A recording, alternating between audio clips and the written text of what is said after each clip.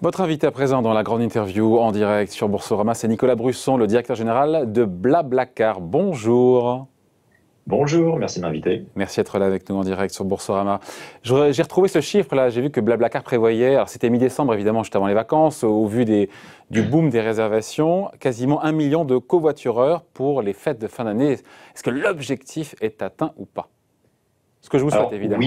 Oui, plus ou moins. Alors pour être honnête, j'ai pas encore regardé exactement les chiffres, mais on devrait être autour d'1 million de voyageurs sur la période des fêtes en France, qui représente à peu près 20-25% du volume mondial. Ouais. Comment est-ce qu'on fait pour rassurer sur le fait que le covoiturage, c'est un moyen de transport qui est plus sûr, en tout cas par rapport au train? On se dit quoi? Parce qu'il y a moins d'interaction que quand on est dans une gare avec d'autres personnes, sauf que là, on a une personne dans sa voiture pendant 1 heure, 2 heures, 3 heures, quoi. Oui, ce qu'on a observé, c'est assez intéressant. On a observé ça pendant l'été, où on a vu énormément de demandes passagers pour le covoiturage. Et une des explications, en effet, c'est de minimiser le nombre de contacts. Donc, c'est quelque chose qu'on entend régulièrement. On nous demande de passer Noël à 6, de minimiser le nombre de contacts. Et c'est vrai qu'en covoiturage, on se retrouve typiquement à 3, 4 dans une voiture. On ne passe pas par une gare. Donc, il y a eu cet aspect. Ensuite, on surcommunique sur les gestes barrières, porter des masques, etc. dans les voitures. Ouais, sauf qu'accepter un inconnu à bord, voire plusieurs, c'est pas un peu risqué, même masqué, non? Ça, je veux dire, c'est toute l'histoire de l'économie collaborative et du covoiturage bien avant le Covid. C'est-à-dire que finalement, ce qu'on a résolu, sur quoi on a travaillé avec le covoiturage, c'est vraiment de faire en sorte qu'on crée de la confiance entre les passagers et les conducteurs. Cette confiance, elle ne se fait pas en se regardant au dernier moment. Cette confiance, elle se fait par l'application, par le site, parce qu'on a des profils vérifiés, parce qu'on a des avis, parce qu'on vérifie les cartes d'identité, parce qu'il y a des paiements en ligne, etc. Donc en fait, la confiance, elle se fait pas au moment où on se rencontre. D'un point de vue sanitaire, je sais pas. Là, je pensais du point de vue sanitaire, c'est-à-dire qu'on se dit quoi? On se dit que là, c'est pas plus d'un passager à bord, c'est ça, en ce moment? On est toujours sur des mesures comme ça? Aujourd'hui, on ne limite pas la plateforme. Ensuite, les gens, donc les conducteurs et les conductrices peuvent choisir. Certains vont choisir d'accepter un seul passager et c'est déclaré sur leur fiche trajet. Donc, en fait, on sait qu'on va être un passager à l'arrière. Et il y en a quand même beaucoup qui acceptent plusieurs passagers, ce qui est finalement la même chose qu'on observe, que ce soit sur les bus, les trains ou les avions. C'est-à-dire qu'aujourd'hui, il n'y a plus cette limitation du nombre de sièges. La majorité, aujourd'hui, ceux qui font du covoiturage en France acceptent plus d'une personne dans leur véhicule? La très grande majorité, en fait, accepte en effet plus qu'un passager dans la voiture. Mais finalement, pourquoi il n'est pas exigé un test, d'ailleurs? Pourquoi ne pas exiger un test? C'est trop contraignant. Aujourd'hui, je pense que ce n'est pas encore réaliste de pouvoir faire ça, de faire des tests qu'on serait capable de faire juste avant de monter dans un véhicule, que ce soit une voiture, un train ou un avion. Est-ce que ça viendra? Probablement, peut-être. La réalité, c'est qu'il y a le vaccin qui arrive aussi. Donc, on va voir comment ça va se passer. Ce qui est probable, ce qu'on espère, en tout cas en 2021, c'est que les vaccinations vont s'accélérer et que la deuxième partie de 2021, on devrait retrouver une sorte de normal. Ouais. Dans le transport, en tout cas. Dans les trajets, les plus recherchés sur cette fin d'année, c'est toujours les classiques, les Paris-Lille, les Paris-Lyon? Alors non, c'est un peu plus compliqué. En fait, j'ai envie de dire, c'est une des forces du covoiturage, c'est qu'on n'a pas besoin de définir un réseau. Et je vais revenir sur ce point parce que c'est assez important et ça a été critique en fait pour nous en 2020. 2020 a démontré que la demande était extrêmement imprédictible. Donc, finalement, on avait des confinements, des déconfinements. Donc le volume de la demande était imprédictible et finalement, les envies des gens, les déplacements étaient imprédictibles. Si on regarde ce Noël, typiquement, les stations de ski sont fermées, on a beaucoup moins de déplacements vers les Alpes et les stations de ski. Tout ça, c'est décidé 2-3 semaines, même pas quelques semaines avant les vacances. La beauté du covoiturage, c'est qu'en fait, c'est un réseau intelligent où on ne décide pas, c'est-à-dire que nous, en tant que société, on ne va pas décider de créer des lignes vers telle ou telle destination. Ça se crée naturellement au dernier moment et les passagers vont ou les conducteurs vont parce que c'est la même demande en fait qui s'exprime, c'est une demande de voyage. Donc on a un réseau en fait qui s'adapte en temps réel et qui a vraiment montré sa force pendant l'été et pendant cette période de fête parce qu'on n'a pas besoin encore une fois, de définir des routes en avance comme le font les compagnies aériennes ou les compagnies. Mais malgré tout, il n'y a pas encore une fois des itinéraires qui ressortent plus que d'autres? Alors le covoiturage, c'est la force en fait du covoiturage, c'est que ça va à peu près partout. Donc en fait, on dépend peu des grands axes. Donc oui, il y a du Paris-Lille, il y a du Paris-Lyon, évidemment, Ouais. c'est là où on va trouver plus de volume. Ah, Mais en réalité, si on prend les top 100 routes de ouais, covoiturage, elles ouais. représentent que 10% du volume du covoiturage. Donc le covoiturage, c'est plutôt le petit village, banlieue, petite ville, etc., qui sont typiquement très mal desservis par les transports traditionnels. Un petit mot de Blablabus, dont l'activité a été mise un petit peu en sommeil. Ça reprend. Ils vont reprendre la route au printemps, l'écart, ou c'est gravé dans le marbre, ou est-ce que ça peut encore évoluer? Alors, on va repartir. Évidemment, la question, c'est est-ce que ça va être autour des vacances de février? Est-ce que ça va être plutôt en avril? Ça, on le décidera un petit Ah, peu plus tard, au mois de janvier. Mais oui, ça va repartir. Au niveau européen, ça repartira sûrement assez fort. La raison pour laquelle on a suspendu le réseau Blablabus, c'est ce que je viens d'expliquer. C'est-à-dire qu'en fait, le bus est plus compliqué à gérer parce qu'on est obligé de prédéfinir un réseau et donc finalement d'avoir une capacité sur du Paris-Lille, du Paris-Lyon, etc., sans savoir si la demande sera là. Donc en fait, on a des coûts fixes dans le business qui sont beaucoup plus compliqués à gérer que le covoiturage. Donc là, on a fait le choix que de vous la ne plateforme regrettez beaucoup pas, plus agile, le covoiturage. que vous ne regrettez pas d'avoir mis en sommeil depuis le deuxième confinement. Ah non, pas du tout. On a l'avantage, en fait, d'avoir, j'ai envie de dire, deux jambes à notre activité, le covoiturage et le bus. Le bus a tendance à être meilleur sur justement les grands axes, hein, les Ouais. Paris-Lille, Paris-Lyon, on arrive à faire des prix très très bas, en tout cas si les gens réservent en avance. Le covoiturage est beaucoup plus granulaire comme réseau, donc ça va partout, ça Ouais. s'adapte beaucoup plus vite et c'est beaucoup plus résilient dans ce monde de demande imprédictible. Donc Le pour le moment, jour, on fait ouais, plutôt le pari du covoiturage. ouais, ouais, à fond sur le covoiturage en attendant donc les bus, le retour des bus sur les routes. Comment ça se passera à ce moment-là s'il y a seulement à supposer qu'il y a encore des conditions sanitaires un peu plus strictes, si c'est uniquement, encore une fois, un siège sur deux qui est libre, comment ça devient rentable avec un taux de remplissage de 50% dans un bus? C'est jouable ou pas? Alors, je pense que c'est très peu probable parce que c'est pas le cas aujourd'hui, hein. Aujourd'hui, que ce soit les avions, les trains, les bus, je veux dire, tout tourne avec la capacité complète, hein. Donc ensuite, si on devait nous imposer un siège sur deux, ça serait absolument ingérable de faire Ouais. tourner un réseau de bus ou un réseau de train ou un réseau aérien, hein. Donc, je pense que ça, c'était les toutes premières mesures qu'on a vues lors du premier déconfinement qui sont tombées assez vite parce que c'est simplement ingérable et ça a été plutôt remplacé par les gestes barrières, les masques, etc. Un petit mot de Blabla Ride. C'est-à-dire qu'en fait, même en épidémie, en crise sanitaire, chez Blablacar, on se lance. Vous avez lancé donc la trottinette en libre service, associée avec un Suédois, un opérateur suédois. Ça donne quoi? Alors, Ou c'est trop c'est tôt assez pour en parler ou expérimental. déjà Donc il y a du... oui, c'est en effet quelque chose qu'on a lancé au mois d'avril-mai en association avec une société suédoise en effet qui s'appelle Voi, qui fait donc les trottinettes électriques. On opère dans plusieurs villes en France. J'ai envie de dire, aujourd'hui, ça reste assez expérimental. Donc, on est en train de tester et de rentrer dans la ville. Donc, si on regarde en fait Vous êtes où? Vous avez testé ça où? on est à Marseille, on est à Bordeaux, on fait des expériences sur des petites villes. On est à Avoriaz, par exemple. On fait des expériences dans des zones beaucoup plus petites. Donc, ça reste assez expérimental. L'idée derrière BlaBlaRide, c'était vraiment de rentrer dans la ville. Donc, si on regarde j'ai envie de dire, l'univers Blablacar, on a de la longue distance avec les bus et le covoiturage, on a de la moyenne distance avec BlaBlaLines, qui est du covoiturage domicile-travail, et BlaBlaRide, on rentre vraiment sur la micro-mobilité, c'est-à-dire des distances de 1, 2, 3 km dans la ville. Ça reste aujourd'hui, en termes de nombre de voyageurs, tout petit, relativement expérimental par rapport au reste de l'activité au niveau global. Oui, mais sa vocation, j'imagine, à s'étendre et à quand, donc à quand voilà, une vraie incursion et pas seulement un stade expérimental. Déjà, il faut tourner, comme toujours, il faut tourner les premières cartes, voir si ça se passe bien. Mais c'est C'est un encourageant, milieu qui les est quand premiers même... résultats sont encourageants?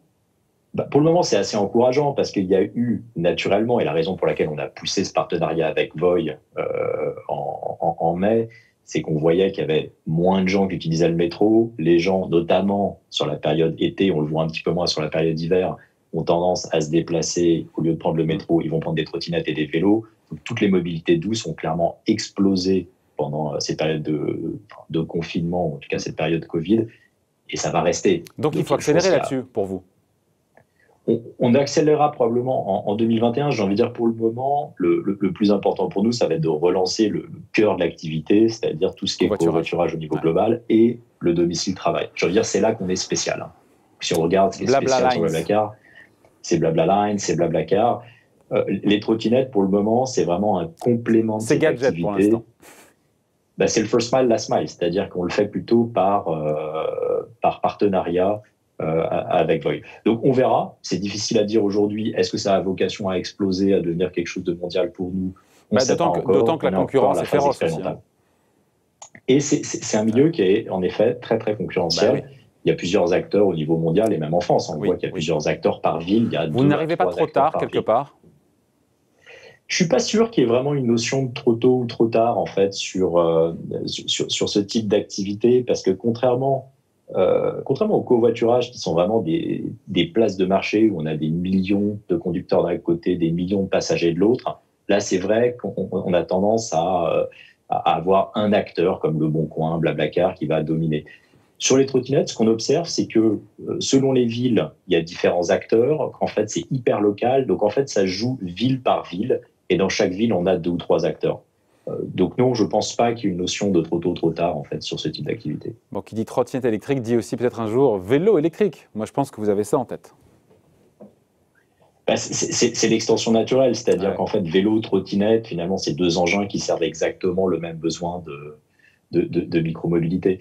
Maintenant, encore une fois, hein, si on prend un peu de recul, c'est pas le gros pari de Blablacar, c'est pas de devenir le Non. leader mondial de la trottinette électrique. On est plutôt en train de faire, encore une fois, le premier et le dernier kilomètre d'une activité de transport plus large. Et donc, le but, c'est vraiment d'être cet acteur mondial, bus, covoiturage, Ouais. aujourd'hui dans 22 pays, et de continuer à étendre ça en 2021 et 2022. Évidemment, évidemment.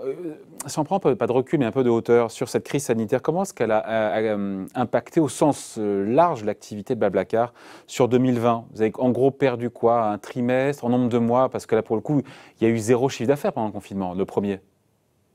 Alors sur le premier confinement, j'ai envie de dire, le monde était fermé. Donc on s'est retrouvé avec quasiment 2 mois de zéro activité, en gros de mi-mars à peu près mi-mai. Deuxième confinement est un peu différent. Il y a quand même de l'activité.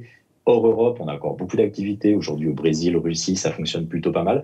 Et pour mettre quelques chiffres là-dessus, et peut-être 2, 3 concepts intéressants, on était à 70 millions de passagers en 2019, on est tombé à 50 millions en 2020.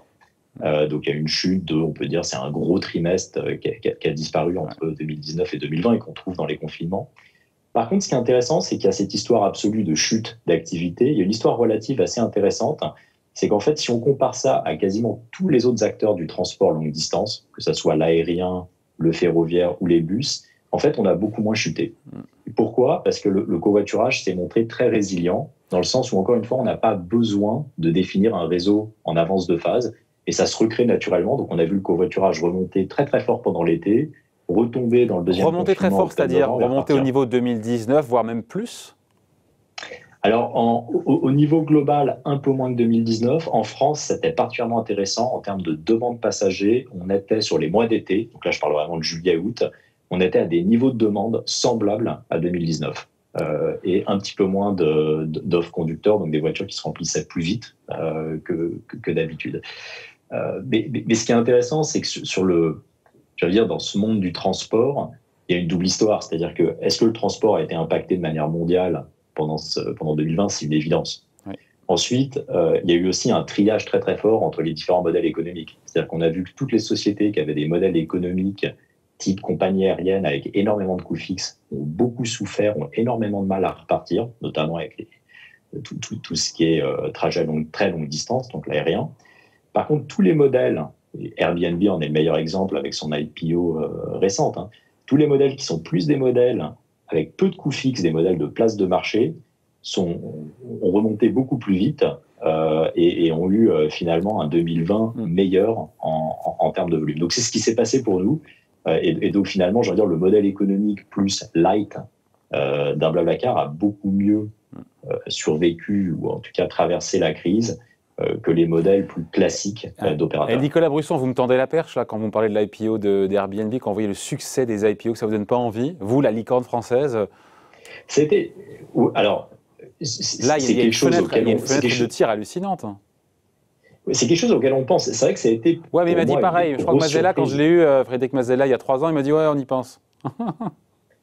Non, en fait, ce qu'on pense, on pense pas forcément IPO. J'ai envie de dire, je me réveille pas le matin, on se réveille pas le matin en se disant il faut à tout prix faire une IPO. Par contre, on veut rester indépendant. Et si on veut rester indépendant, ça veut dire qu'à un moment, très probablement, on fera une IPO.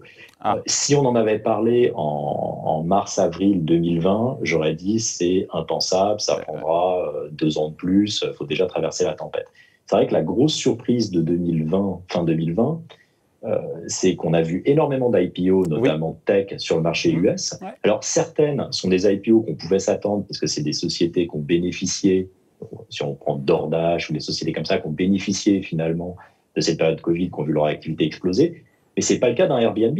Airbnb a vu son activité 2020 tomber, un petit peu comme nous. Et pourtant, et c'est cette deuxième histoire qui, je pense, est fondamentale, du triage des modèles économiques. Donc 2021, introduction en bourse de Blablacar, c'est... Non, on n'a pas de plan, on n'est pas en train, donc très peu probable qu'on fasse quoi que ce soit en termes d'IPO en 2021. Mais encore une fois, l'année 2020 a montré que c'était imprédictible à tous les niveaux. C'est-à-dire que si en mars-avril, on avait prédit une IPO d'Airbnb avec une valorisation à 90 milliards, je pense que personne ne l'aurait cru. Ouais. Personne ne l'aurait cru. Et sur 2019, la croissance de Blablacar, c'était 70%. Au final, sur 2020, vous finirez comment ? On passe de 70 à 50, donc on fait une croissance négative. Donc j'ai envie de dire, pour nous, 2020, c'est une année, c'est pas une année à oublier, mais en termes de croissance, ça va être un trou. Ensuite, la vraie question, c'est 2021, 2022. Ouais. Et le retour à la normale. Est-ce que finalement, est-ce que ça va être un retour à la normale? Et est-ce que finalement, ça va être une année ou 2 années, plus ou moins, parce que 2021, il ne faut pas rêver. C'est-à-dire le premier trimestre sera pas très bon non plus. Là, on est toujours en confinement en Europe, etc.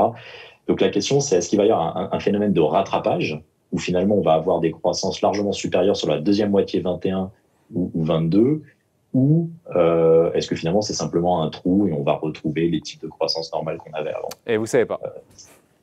Ça, on ne sait pas. En fait, la seule chose qu'on peut observer, c'est qu'en termes de parts de marché relatives, on a gagné des parts de marché dans quasiment tous les pays. Donc finalement, quand je parle de 70 millions de passagers qui sont tombés à 50, entre 2019 et 2020, je pense que... Dans un marché qui a décroché, vous avez gagné des parts de marché. On gagne des parts de marché dans un océan qui s'est complètement réduit. Ceci dit, quand l'océan va se réétendre, est-ce qu'on va conserver ces parts de marché? Si c'est le cas, on devrait voir des croissances accélérées en, je pense, deuxième partie 21 et 22. Vous privilégiez toujours chez Blablacar la croissance à la rentabilité, c'est toujours ça, le maître mot? Est-ce que la rentabilité était prévue pour fin 2020 avant cette pandémie? Je crois que c'est repoussé à 2022, c'est ça? C'est ça. Alors, il y a 2 questions en une. Il faut savoir, là, il y a 2 questions, mais il faut savoir qu'en 2018, Blablacar était profitable sur le modèle 100% covoiturage. Donc, on a déjà démontré que le covoiturage est profitable, peut être profitable, même au niveau global. L'activité française est profitable depuis plusieurs années. Donc, en France, on est profitable depuis plusieurs années.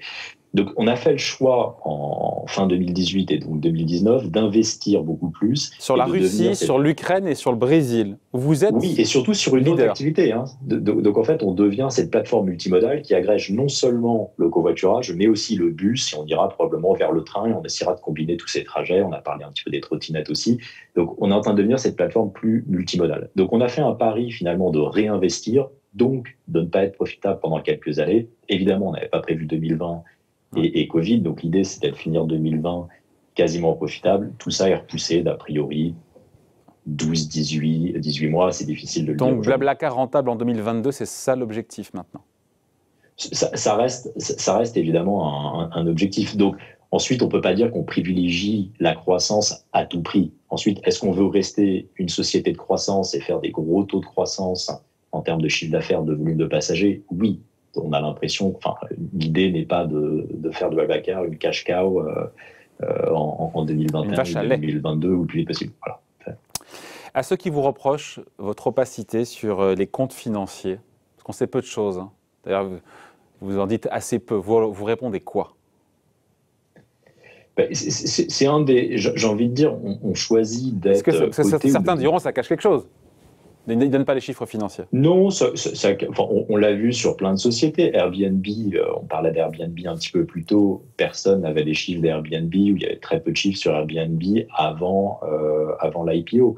Donc c'est assez normal quand on est une société privée de ne pas donner tous ces chiffres, etc. J'ai envie de dire, c'est un des avantages, il y a des inconvénients, mais c'est un des avantages d'être une société non cotée, c'est que, on n'a pas besoin de donner tout un tas de chiffres financiers à ses concurrents. Donc ça, c'est le premier avantage.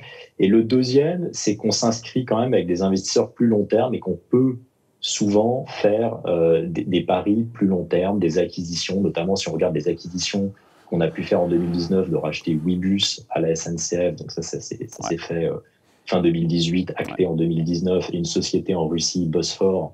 Ce sont des gros paris. C'est probablement des paris qui sont plus faciles à faire avec des investisseurs privés aujourd'hui qu'avec des investisseurs publics. J'ai lu que certains investisseurs privés avaient dû réévaluer la valeur de leur participation à la baisse. Blablacar a perdu de la valeur là sur 2020 ? Alors, c'est difficile, c'est très difficile à dire en réalité. Donc, et j'ai envie de dire, je me pose pas tellement la question. La société est privée, elle n'est pas cotée, donc je peux pas aller sur Boursorama ou autre pour regarder la valeur de Blablacar. Ça viendra. Ensuite, ça viendra. Ce que font nos investisseurs privés pour bien comprendre d'où viennent ces réévaluations, c'est qu'ils sont censés réévaluer évidemment la valeur de Blablacar dans leur portefeuille, et ils le font en se comparant à des sociétés qui ressemblent à Blablacar. Donc ils le font avec j'ai envie de dire, un panier de sociétés de voyage, et quand le cours de la bourse baisse, ils vont réévaluer Blablacar un peu plus bas, puis quand ça réaugmente, ils vont le réévaluer un peu plus haut. Donc aujourd'hui, par exemple, un comparable de Blablacar va être Airbnb. Airbnb, personne n'aurait pensé que ça vaudrait 80-90 milliards. Donc ça, j'ai envie de dire, c'est un petit peu le jeu des réévaluations des investisseurs privés. Mais c'est assez ça limite. Change rien au fond. Ouais. C'est assez limite. Puis j'ai envie de dire, ça change absolument rien à la marche de l'entreprise. À la bonne marche de l'entreprise, c'est ça. Oui, exactement. À l'opérationnel de tous les jours. C'est-à-dire que ça ne change pas nos comptes, ça ne change pas nos ambitions. Donc on le regarde peu en réalité. Bon, merci, c'était passionnant. Merci d'avoir été avec nous, Nicolas Brusson, donc directeur général de Blablacar. On se reverra bientôt pour de nouvelles annonces peut-être. Merci d'avoir été avec nous en direct sur Boursorama. Merci. Bye. Au revoir.